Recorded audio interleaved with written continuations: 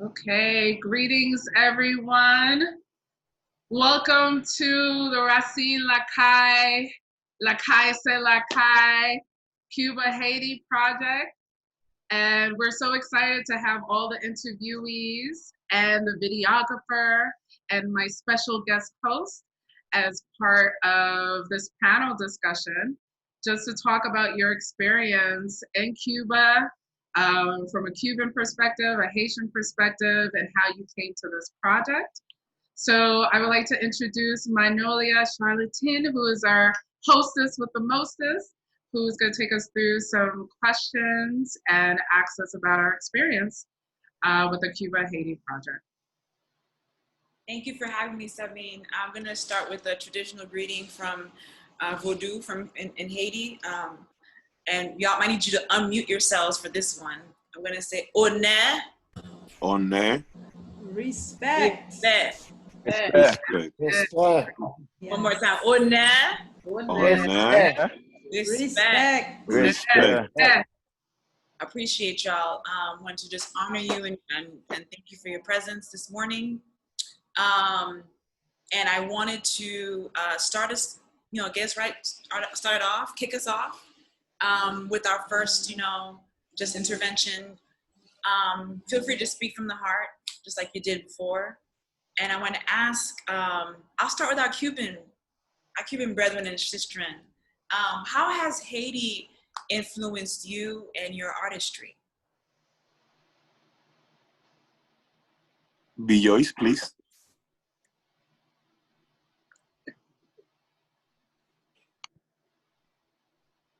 Joyce. Yeah, I'm here. You first. You listen to me? Okay, I'm first. Thank you so much. ¿Qué hola? ¿Qué hola? So, okay. So I was raised in Cuba, in Guantanamo.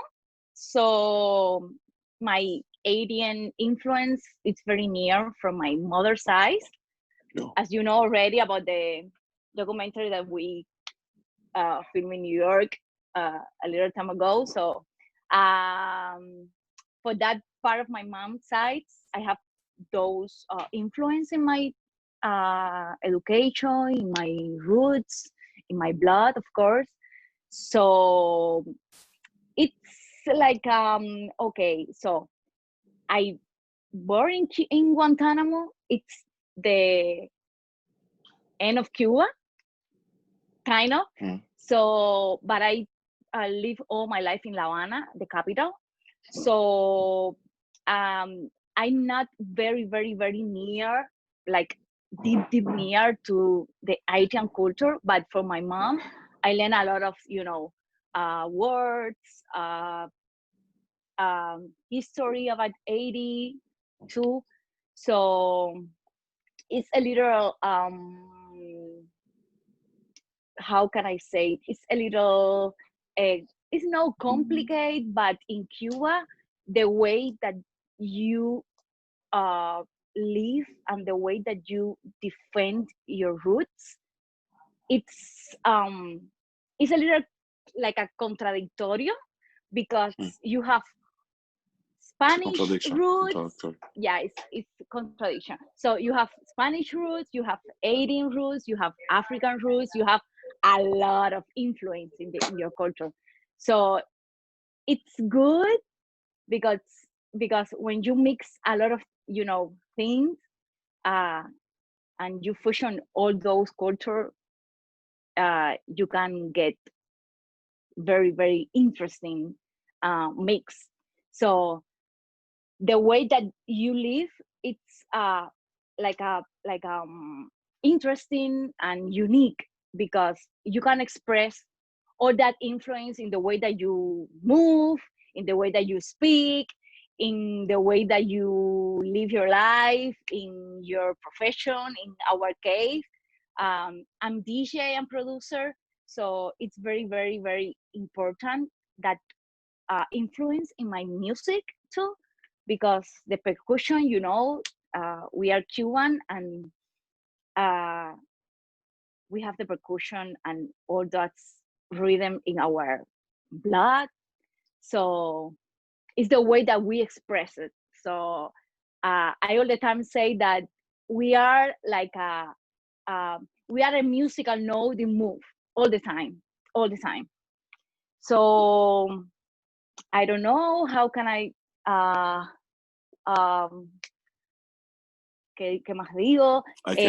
Haití para mí es like es decir, realmente me gustaría mucho, y por eso creo realmente que estoy inside this project, Lakay se Lakay, porque creo mucho en que in a way we need to desarrollar y llevar a Cuba, es decir, a todas partes en La Habana, en Cuba, en el oriente del país, un poco más de historia y conocimiento sobre las influencias haitianas en la cultura de nosotros, en la cultura cubana, porque está representada en todas sus facetas, ¿entiendes? Tenemos nuestro poeta nacional, Nicolás Guillén, so influencia like a straight from Haiti, músico, so creo que en La Habana y en Cuba, digo La Habana porque es la capital y es de donde nosotros somos, aunque no se desarrolló mucho la cultura haitiana ahí, pero en el resto del país se desarrolló mucho, so a moverse todas estas influencias a La Habana, pues creo que se pierde, que se ha perdido mucho de dónde venimos, de dónde somos, y es importante a través de este proyecto y de lo que estamos haciendo y de lo que Sabine ha logrado, ser mucho más deep y profundo en cuanto a nuestras raíces, a lo que representamos, a quienes somos, de dónde venimos. So, yo digo todo el tiempo de que I'm Cuban, cubana de pura cepa, pero cuando digo cubana de pura cepa, estoy diciendo también de que tengo todas estas influencias haitianas, las defiendo like a straight. So, Axel, so. Añadiendo a lo que la DJ Billois, beautiful words. Antes que todo, buenas tardes. Gracias por invitarme a este meeting bien necesario y felicidades al proyecto porque todos hemos reunido tiempo para estar aquí hoy. Mi influencia haitiana llega por mis abuelos. Prácticamente es como un espejo de B.P. Joyce. Mis abuelos son de Guantánamo y ya ellos traen el nombre de la UGART hacia La Habana.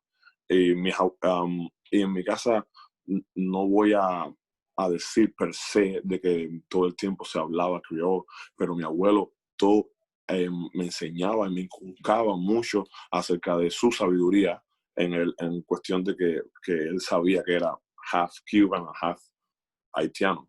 So, estudiando piano y creciendo en lo que es la música, como Alan decía, Billois, para nosotros la percusión es bien importante.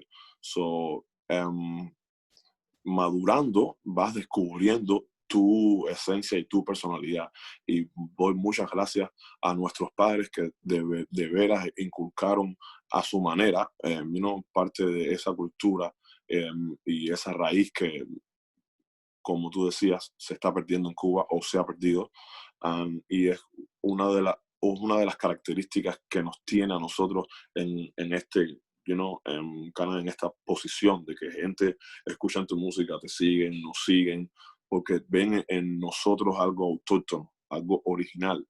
So, para mí, Haití, esa cultura, nuestra cultura, juntas son una explosión de ritmos y de cantos y espiritualidad que realmente llega al ser humano en sí.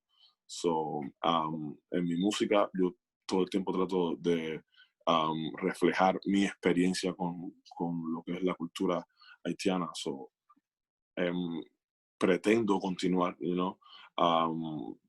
a través de este precioso documental, y en mi obra propia pretendo continuar el legado de nuestras herencias haitianas con las cubanas. Bueno, gracias. Thank you for that. I really appreciate the two of you talking about your how Haiti has been part of your lives through your family. I think a lot of times we, our family and our and how they teach us our culture, they're the ones who help us carry the spirit. So thank you for that. I want to move to some of my Haitians now, but I'm gonna adjust the question a little bit. So my Haitian folks, I'm gonna start with Nathalie, and to say, how did you discover your personal and family linkages to Cuba? Well, thank you for this question. Thank you for everyone who's here on this panel. It's such a great topic. I think now that everyone is digging more into their roots, everyone wants to know more about their heritage.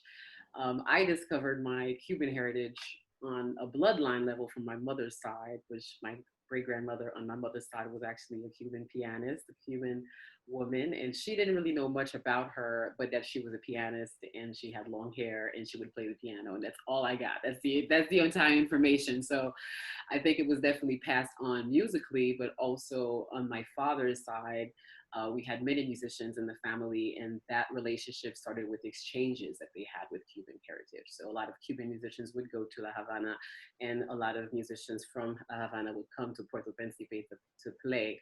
And during those times, 30s, 14, 50s, that was like 1930, 1940, 1950s, very big era of exchange. So I think my stories that I hear from come from my family and their experience with that exchange. But more importantly, I think for me as a healer, I am very fascinated by the passage of the slaves and the passage of the ancestry we got directly from Africa, because as we look at the triangular passage of the Nigrier, the boat that had the slaves, there was the first stop in Brazil, then the second stop, in La Havana, and then the other stop in Haiti. So these were like major stops for this very concentrated energy of African ancestry. So as I started studying more medicine and learning about African medicine and learning specifically about Yoruba medicine, I found, of course, the connection with the Haitian voodoo and the connection with the Fon people of Dahomey, and basically a heritage that's very similar to what we have in our culture now with our voodoo culture. And in Cuba, it's very strong, because in Cuba, the Santeria is almost at the forefront of their inspiration. When you go to Cuba, it is a conversation that's like an everyday conversation. But in Haiti, it's a little bit more undercover. So I find that my connection, not only is the music connection, but also the powerful Yoruba medicine that is very vibrant and very alive in the Santeria culture and the voodoo culture. Thank you, Nathalie. I'm gonna go next to Okai. I really appreciated how you talked about, as a Haitian person born in Brooklyn, you find yourself playing with this Puerto Rican group, and then you go to Cuba, and then you find a bunch of Haitians in Cuba. Like that was, to me, was like, that experience was very, it was very beautiful Caribbean and African experience, happening at once. So I wanted to ask you, how did you start playing with the Puerto Rican group? And like, how did that even happen? You know what I mean? And mine's a two-part for you. How did you start playing with the Puerto Rican group? And then what was that like for you to have that experience as the Haitian person in Cuba? Like, just wanted you to talk about those two things. Yeah, man, I forgot what year it was. Was it 2018? But yeah, I started playing with this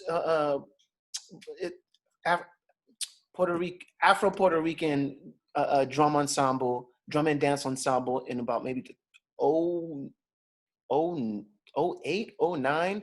The head choreographer, dancer, Military Tucker, discovered me in the subway, Grand Central. I was playing with a group called Underground Horns, and I was playing djembe, and she came up to me and was like, "Yo, I like the way you play.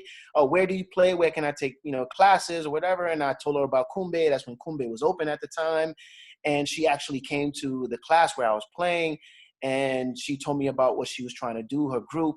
And did I know anything about bomba, which I didn't.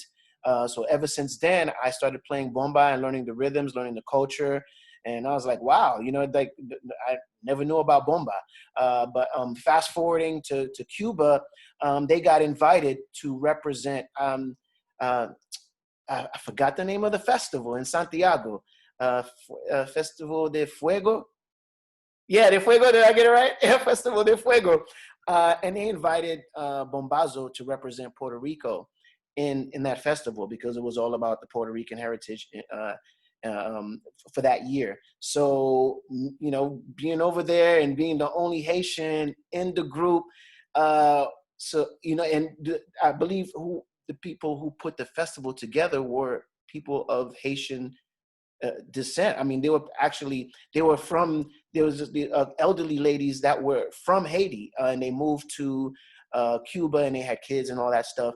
But the first event that we did, I saw their name on the flyer, and I went up to them and I started speaking Creole. They was like, "Oh, Akimono, yeah, this and that," and I was like, "I'm with the Puerto Rican." Puerto Rican, yeah, no, I'm not Puerto Rican, I'm Haitian. Oh, and the whole thing. So, and I just felt happy to have that connection.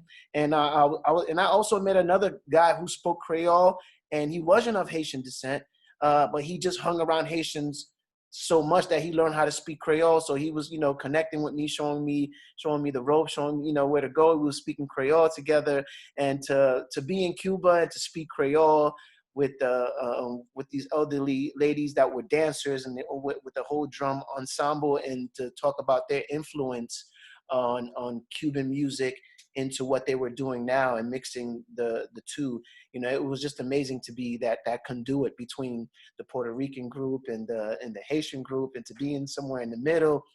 And they favored our group. Anytime they were doing like some kind of ceremony, they were burning this big thing in the middle to signify like the beginning, that to let go of the past in the beginning. They put the whole group in front, around the circle, and you know what I mean, because we were all in yellow and stuff. It was a beautiful moment, and I just hope I get to do it again sometime.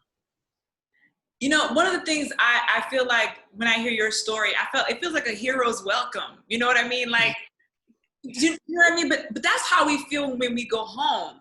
And for us in the diaspora, home means many places, right? It could be when we go back to Brooklyn, those of us from Brooklyn, or I know we got folks from Uptown, the Bronx, you know what I'm saying? And we go to the island, or you go to the continent. Like there's a welcome. Like you feel like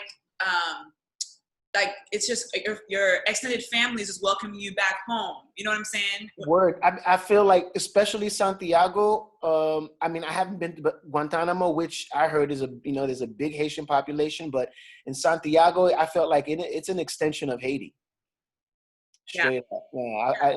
I felt that. I was like, wow, this is how Haiti used to be in like the 1960s, as far as like the safety and all that stuff. Like, that's all me and my wife were talking about, how, this could have been Haiti right here. And it sure felt that way. Gigi, I want to bring you in because I know you have both a personal connection, and of course your work brings you all over the diaspora. But it was beautiful to hear you talk about your relationship to Cuba, it being so personal. You taking your daughter there, the relationship with your dad. Like, I mean, there's a lot of family relationships, but from artist to artist, it's like you're being passed down this lineage, and you picked it up differently, picked up through the visuals. So can you talk about like when you finally realized the connections of what your dad was listening to at home, that we had been exposed to, and then you go and you encountered this thing on the island, with your daughter. What was that like? I think one of the greatest things for all of us is to recognize the place in which each place where Black and brown people are has always been a place of resistance. Right? It has been a resistance against colonial powers, against mindsets that have kept us from being free. And so music is a big way in which we kept our culture, point blank. And so my father's a musician. My father's name is André Romain, and he was one of the founding members of Ibo Kambo, which is a Haitian compa band. And so I grew up with a very musical childhood. And those songs, what was so interesting was that, the choices in which my parents made upon their migration to the United States, and then their choices in the sense of their religious faith, right? And they decided in the United States to become Jehovah's Witnesses. But what I found interesting is that we grew up listening to música de Celia Cruz, and Celia Cruz was very much a dedicated woman of the Santeria faith. And so I grew up listening to songs that are in Spanish, and as a young person, I didn't know what it meant. But then later, being like, yo, it's funny. Them Haitians are funny, right? Because they make their choice in the sense of religion, but then in the sense of culture, if they are able to understand and go beyond the religious aspect, we have a space of freedom. We have a space of freedom because music allows us to express ourselves. And so for me, later listening to the music that I grew up with, later listening to music of resistance and recognizing just how significant much of the music that I was listening to, and then the connections, right? So for many Haitians migrated to Santiago. Santiago de Cuba is the place where there's the largest population outside of Guantanamo Bay of Haitians, and the culture that's there. And in both places, we recognize the place of resistance and how we have kept our indigenous spiritual practices. And so out of all of the Caribbean, there is a space where all of our practices are there, but where is it where it's not hidden? Where is it where it's celebrated? And I would say some of the challenge that Ayiti has with, against, Catholicism, and the challenge that Cuba had with the mandate that there was like no religion, but both places were able to retain a very African sense of themselves. And so that for me, was the beginning. It was the beginning of a consciousness that I didn't know. When you're a child and you're listening to music from around the world, and then later have a chance to go and visit these places, later have a chance to go and put, history and understanding to the context, was very liberating. So yes, my first trip to Cuba, I went with my daughter. We spent half the time in Haiti and half in Cuba. And then the other times I went as an artist, and I had a chance to go to Santiago de Cuba también, and then to be able to go again. But I haven't been since 2003. Okay, Wow. mis amigos, por favor, let's go. Okay, No. let's go. ¿Qué pasa? Dímelo. Okay, I want to go. Habla conmigo, por favor. Dime la fecha. Okay. You said it in Spanish. There'll be no misunderstanding. Okay. I'll get back to Cuba. I feel you, Gigi. I feel the same way. Listen, I was planning my trip back to Cuba on the plane back from Cuba. I was like, so how do I make myself back? I mean, I felt that same way. I mean, it is such a magical place. It is for Haitian people. Nathalie, I love what you were talking about in the video. We talked about this culture of nostalgie. I'll say it in French, and then nostalgia in Espanol. This culture we have of remembrance. You know what I mean? Of it's a remembrance meets longing, right?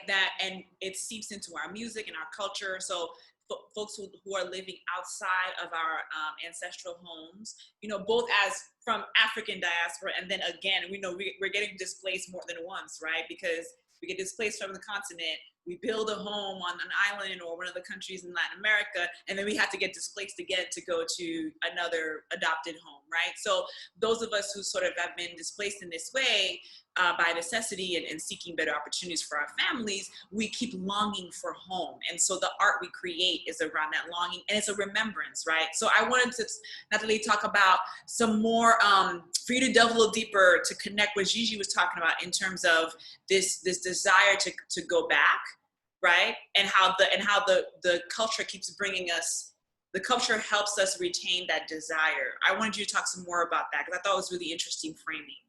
Oh yeah, thank you so much for understanding that aspect. I think it's an aspect that a lot of us as musicians, tend to forget, that we have this possibility to translate emotions, in ways that other people may still struggle to communicate in words because we communicate with sounds.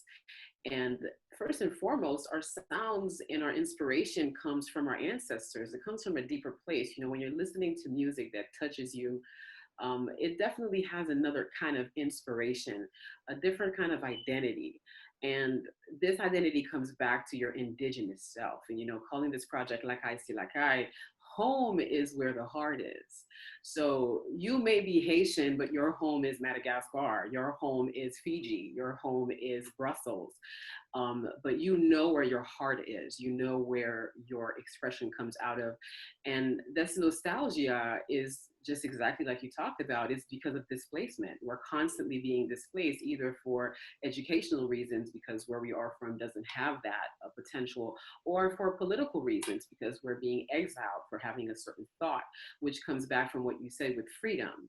I think that because Haiti and Cuba are such forefront of the revolution, you know, they have this aspect of the revolution that's very intellectual, because they're not just trying to fight and riot like we're seeing today. Like today is just chaos. You know, people go out there and just acting like crazy, and then they want their rights to be heard. But back in the day, it was an intellectual way for us to fight for freedom. It was through writing manifestos, through writing newspapers, through really, really finding intellectual ways to unite with other intellectual minds. So when I talk about the nostalgia, I also talk about a very well-educated population. You know, you're talking about people who are coming from these countries in the early 1800s, are already free people, and they're trying to free other people, you know, and this is the idea of writing about home. Writing about home or doing music about home, it has a very classical component. You know, I talk about that in the interview a little bit, where I talk about the classical musics like the nocturnes. You know, these are specific kinds of composition in classical music that have a very dark aspect, but they also have a longing aspect. It's almost like a dark feeling to express really an emotion that's being repressed. So there's a whole bunch of contemporary artists in classical music who really kind of specialize in that world. And I think us as Haitian and Cuban composers, we can also go back to look at people in our culture who've done this kind of nocturnal aspect of ourselves, which they call like the dark nights of the soul. You know, it's like really people going deeper. And I think it has a lot to do with the healing that we want, the healing that we long for, the space that we're looking for to have a word that's welcomed. Because in our culture, in Haitian and Cuban culture, it's not all words that are welcome. You know, so some things that you say may be eradicated by a dictator or eradicated by a party.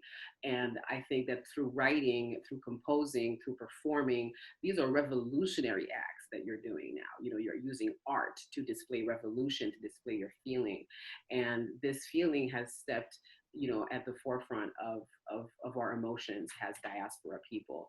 And until today, we can read books from these very old writers from the 1800s, 1900s, and we'll see that there's still nothing new under the sun. We're still fighting for Black Lives Matter. We're still fighting to let our emotions be heard. So I thought that was a very interesting analogy to kind of look at how our ancestors have been feeling the same way throughout their whole artistry, and that our inspiration actually comes from them, and we have the opportunity to really twist it into today's feelings.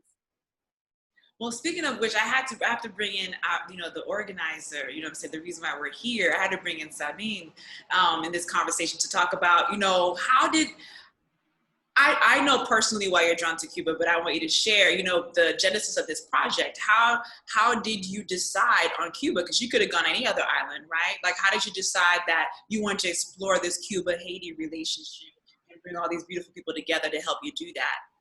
Yeah. So Lakay se Lakay became a series. Originally, it was just a conversation amongst Haitian electronic artists, and how traditional Haitian spirituality and culture influence their contemporary music, primarily through house music, and working with many brilliant artists such as Gordy Giwa from Haiti, Okai, that's here, and just hearing their personal stories and their connection to Haitian culture and what they're doing now.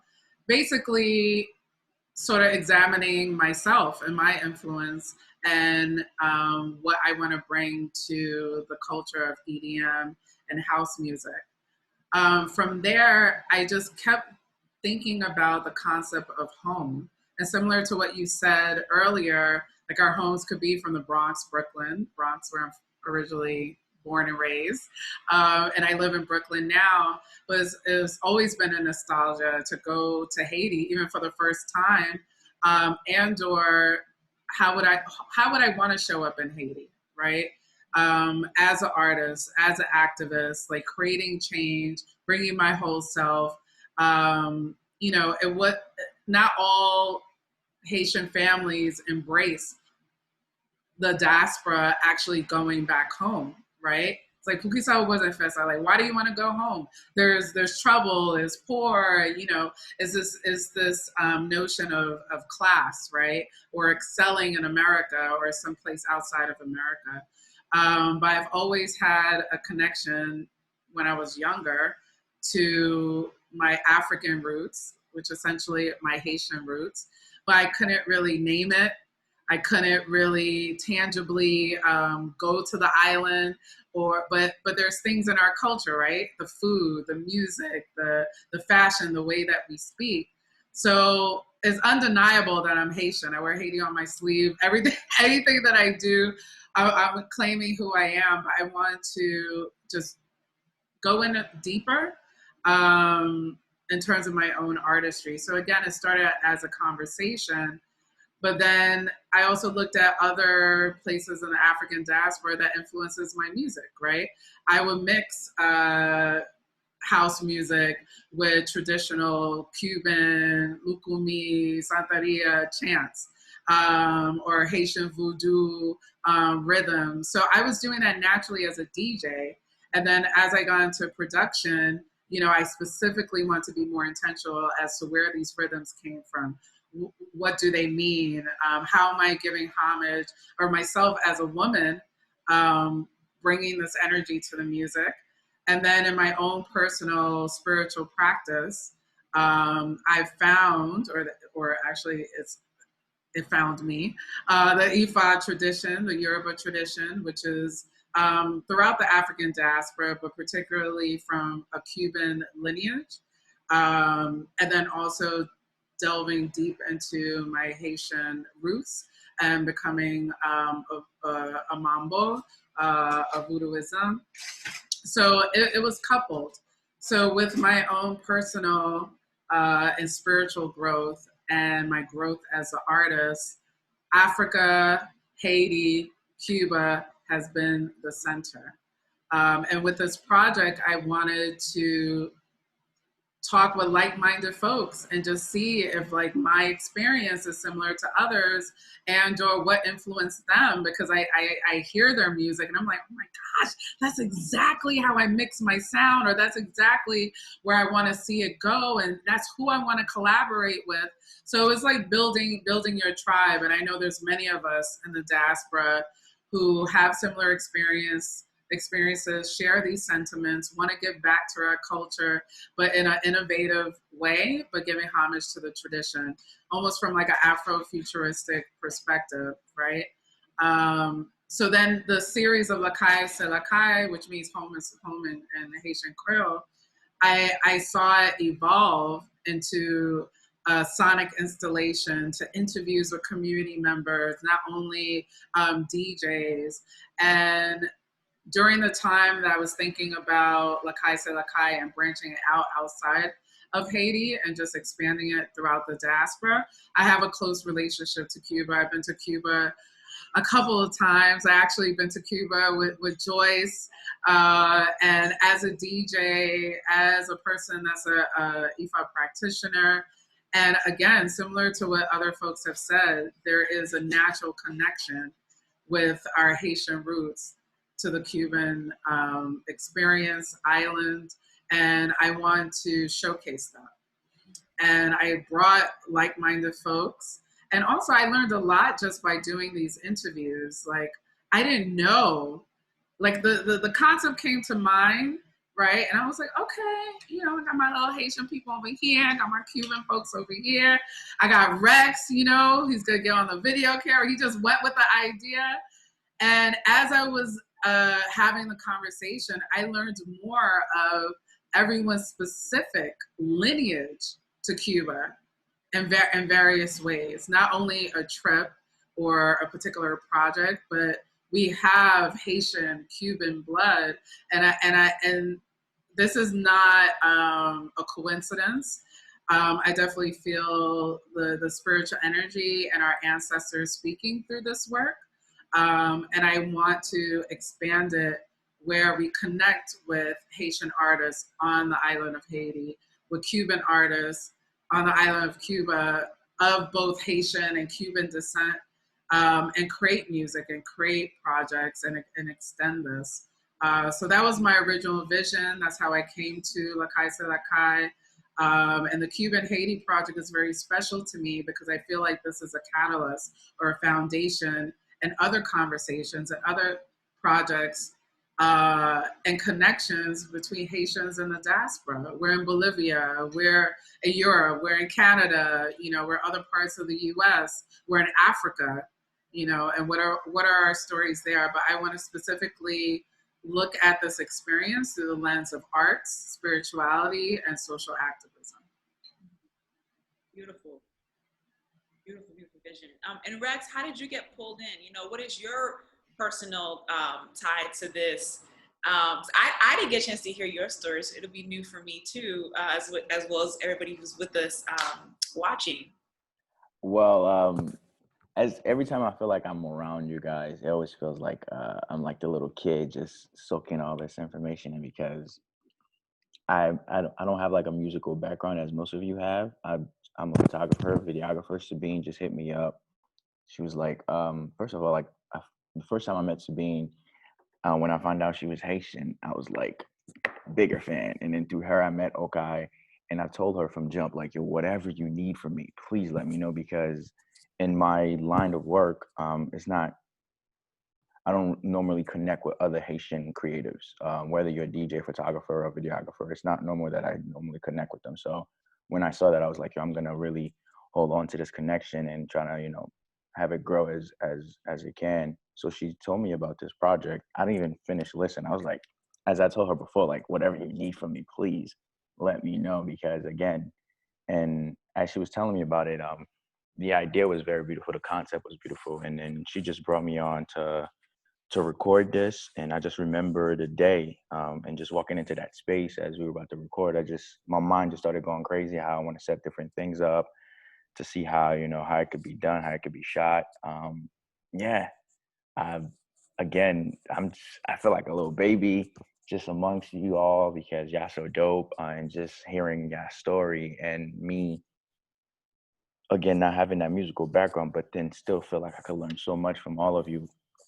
I've edited these videos so many times, and it just feels like every time I edit it, I hear something new and something different.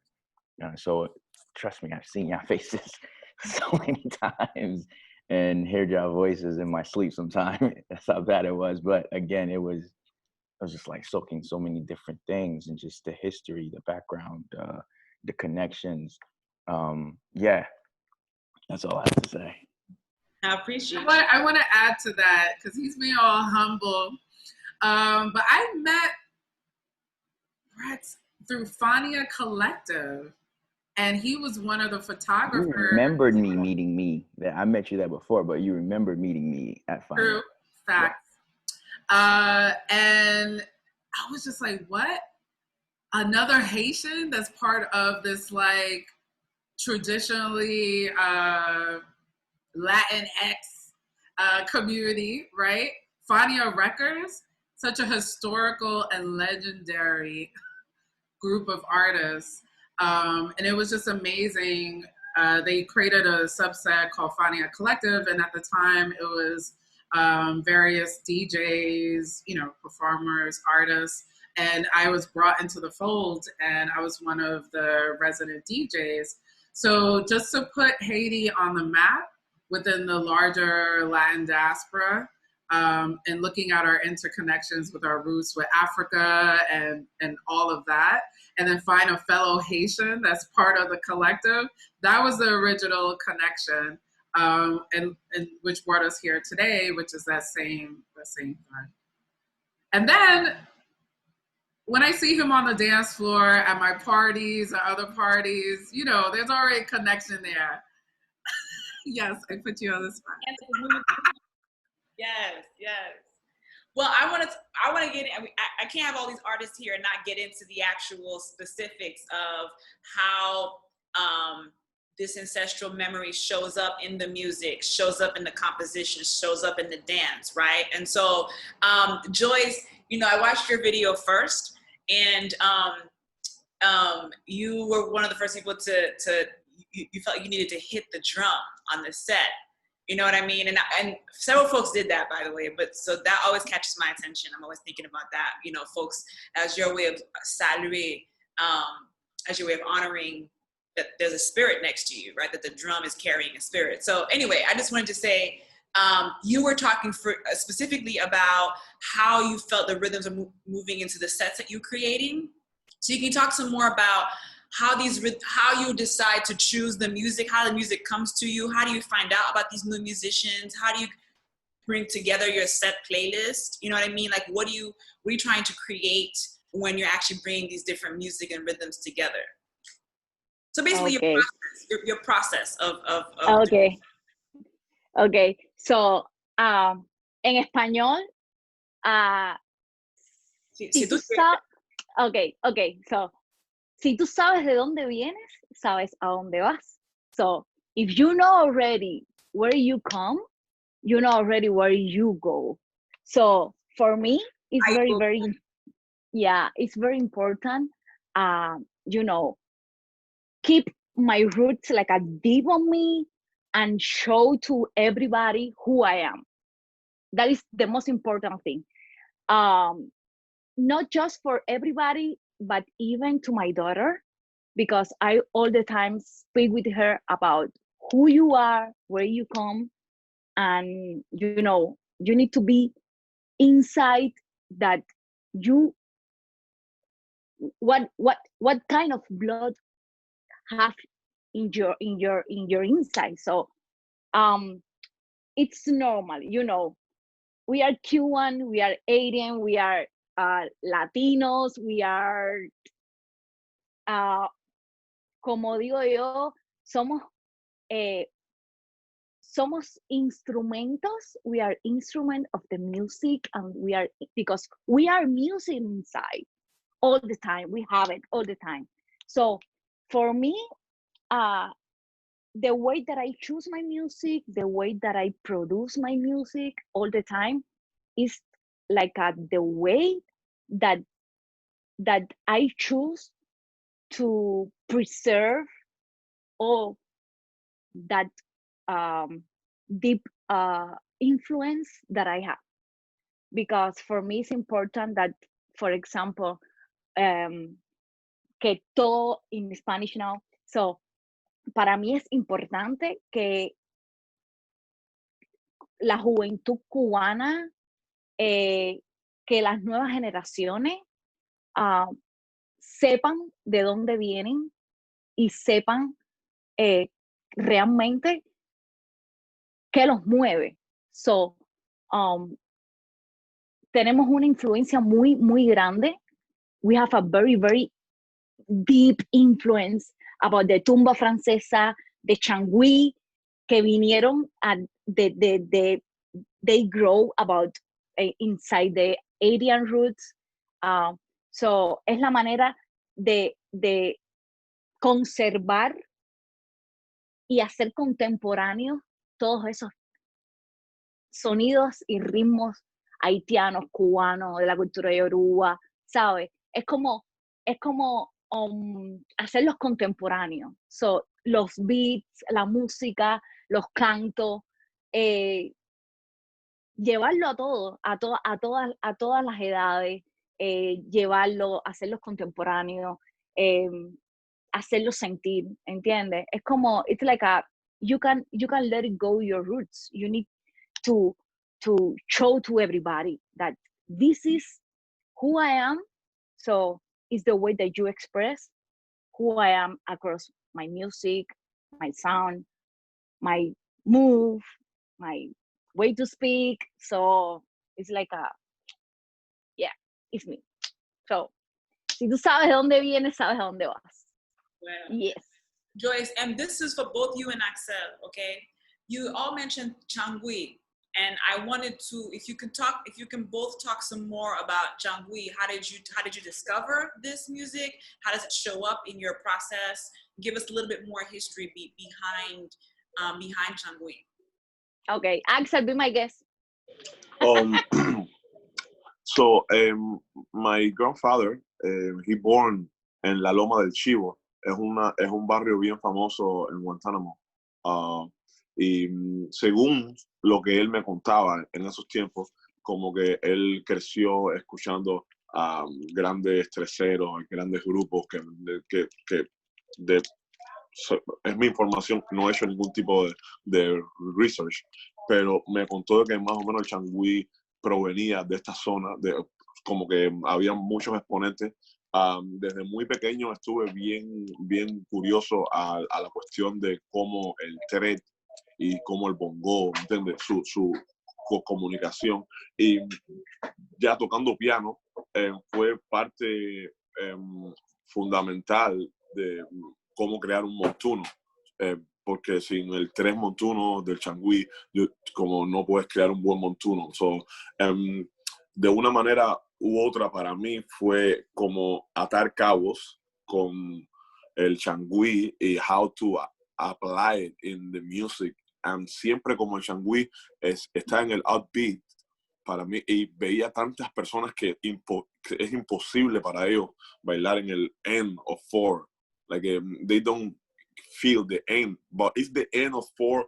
I'm kind of like play laid back, the way that people over here on swing say, oh, you need to play laid back. So changüí is in the end of four, pero super laid back, y es un baile bien como up tempo. Es tan arraigado que puedes ver el arraigo del africanismo con la sincretización de whatever ellos estaban buscando con el instrumento como la guitarra o el tres. So, yo tomo el changüí como referencia de hacer mi música with soul. Cómo realmente, si estoy creando algo, tiene que tener esa manana, ese soul, esa grasa, that kind of like, you know. Y changüí para mí representa de, si voy a componer, tiene que tener esa grasa del changüí, de ese género que como estaba explicando Pipi Joyce, viene de esta influencia de nosotros, de haitiano y de, you know.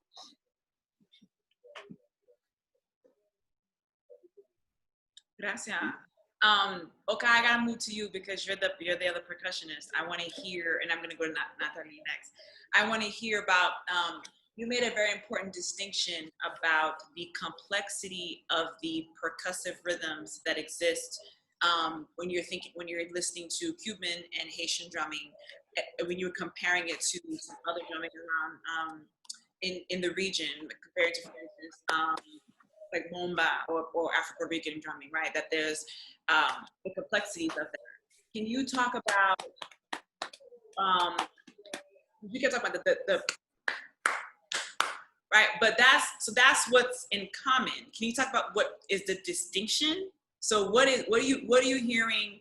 What is the bass rhythm you're hearing in Cuban and Haitian rhythms that is different than the? You know what I mean?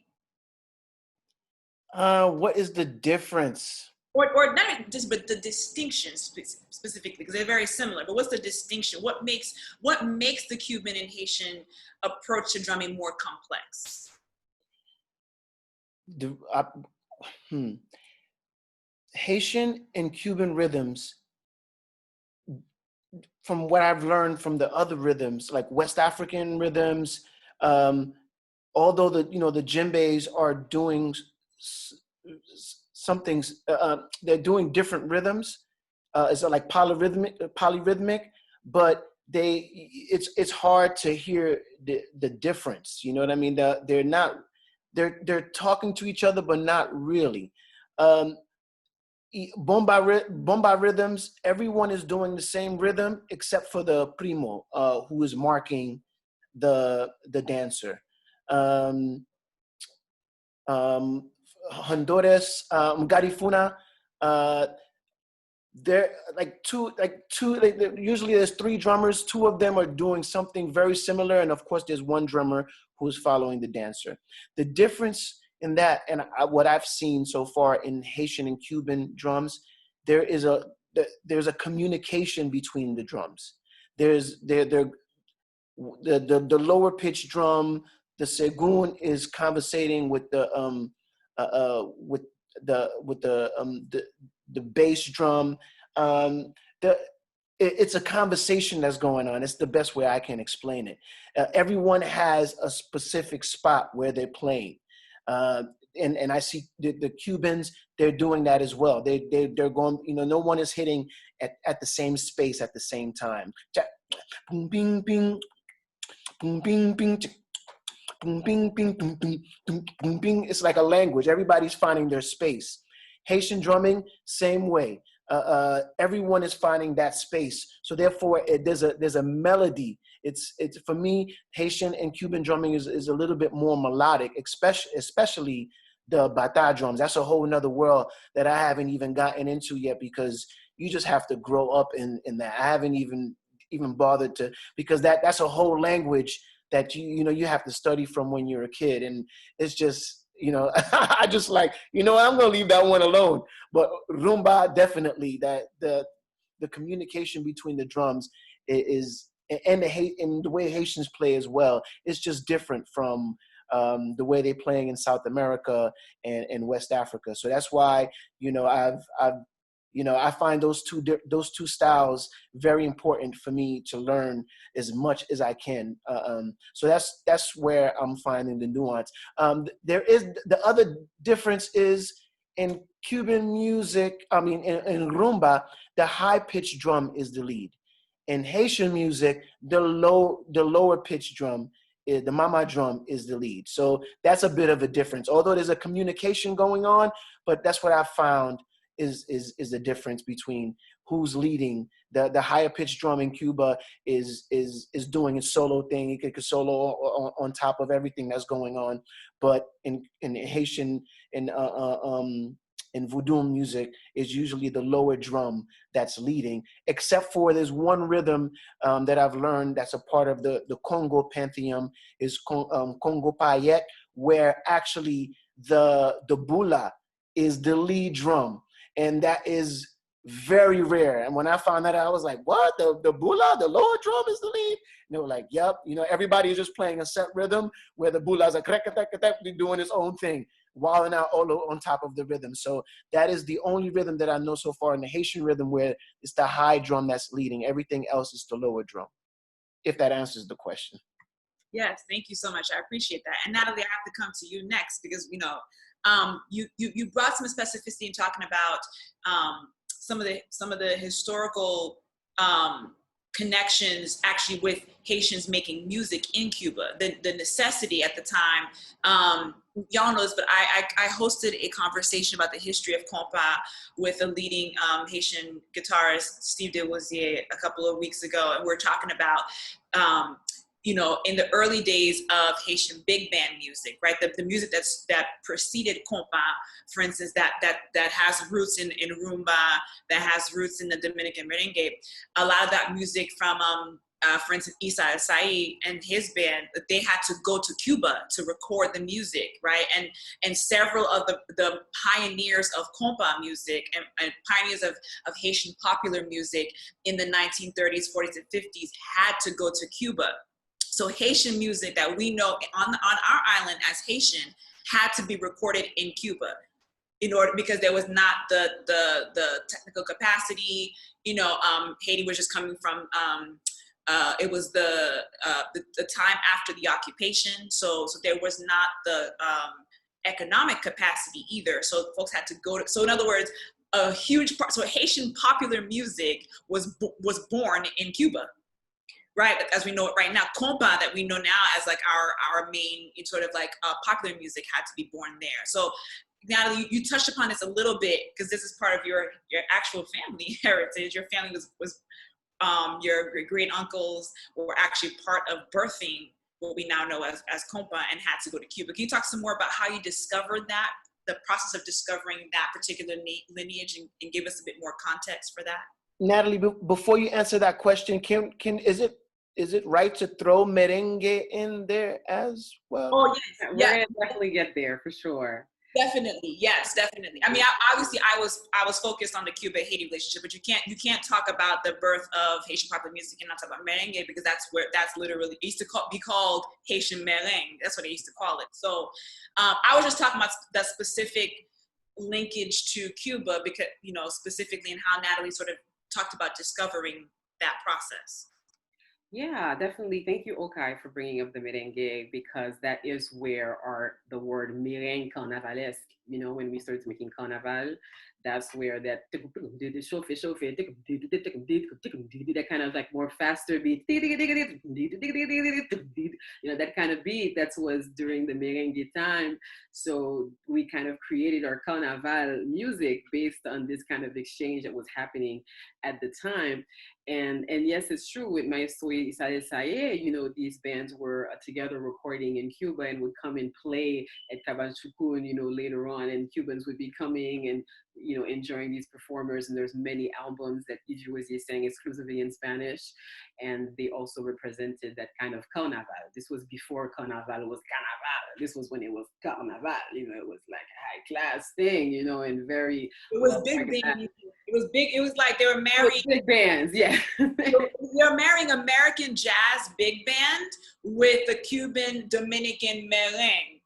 And it's that marriage that helps give, and of course the vaudou, the compa, obviously the vaudou, that's what gives us compa, which I thought was very beautiful. Exactly. The compa is an amalgamation of all these different times. And, bringing in the vaudou is kind of an inspiration, because even for now, I wanted to bring in a new album, for example, that I really do enjoy, by Chilean Canizares. She has an album called El Zuli, and she has many different musicians in it, including Tipol Boubouin and other musicians from Africa. And the idea of allowing these things to inspire you, the idea for allowing a Papa Lopo or a Papa Dambala, or, these are kind of vaudou, inspirations. And so these vaudou inspirations were happening the whole time, from the Mini Sazaka to the Metagwe, you can go through all these songs and they all have vaudou, names. But like you were talking about the amalgamation, what I want to bring into that is the indigenous connection. This is not just African now. We're talking indigenous. And even one of the songs that I participated with Axel, Siboney is a tribe of indigenous people who lived in the Caribbean. Just like we have the Arawaks and the Taínos, the Siboney's were actually people. So when we talk about Siboney, for example, that's a song you can go to Haiti and you sing it, and everyone's, yo te quiero, yo me muero por tu amor.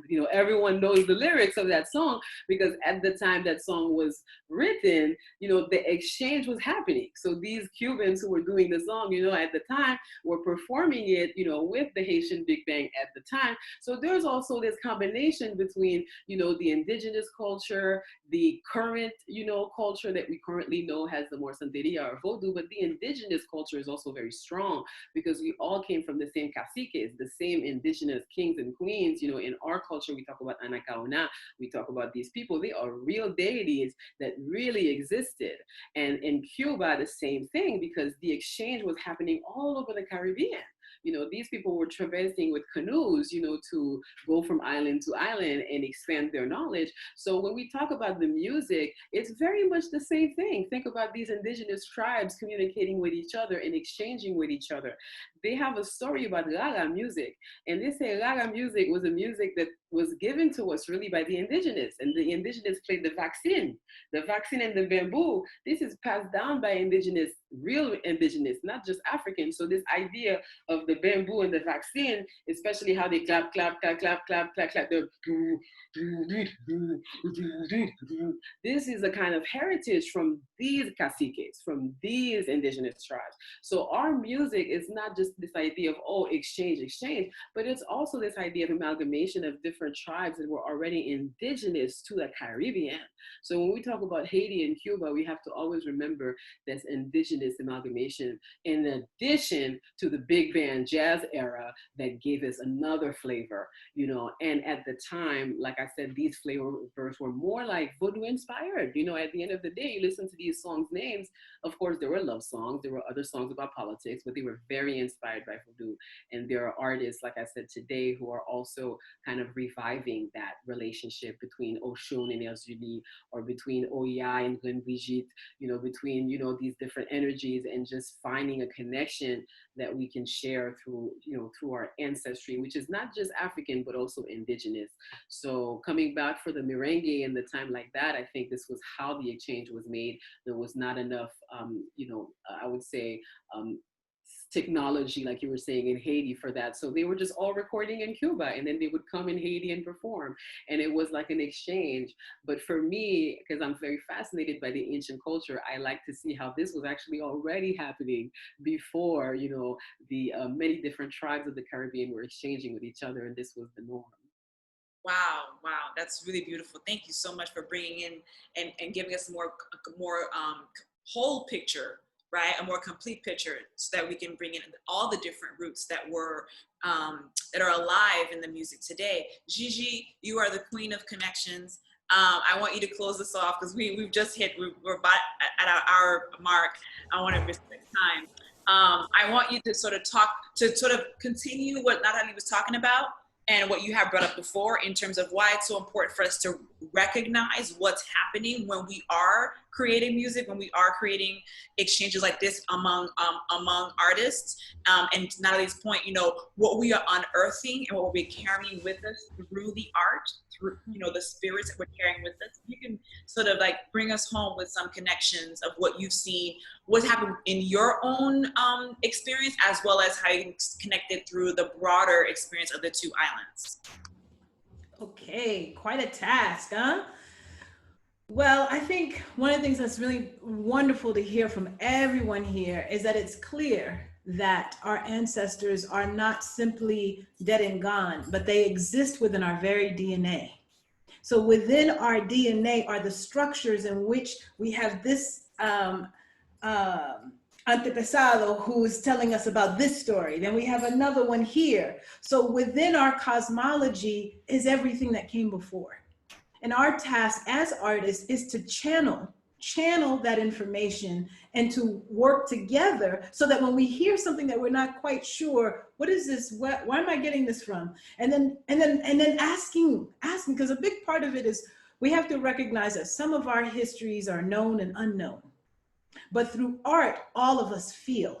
So though we cannot say for matter of fact that this is where my people came from Africa, or this is where my people went here or there, but within us, within that space is where we are able to express it. And also what's really important is about the freedom that we have in art. Both countries, Cuba and Haiti, have had repressive systems. Right? They have had political systems that have taken people's quote unquote voice from them, but they could never take our spirit. And so this project very much speaks to the survival of our spirit, the survival of what, not only that's what is in our DNA, but also what is coming through us. And so when you listen to Okai's music, when you're listening to Natalie sing, or you're listening to Joyce and Axel.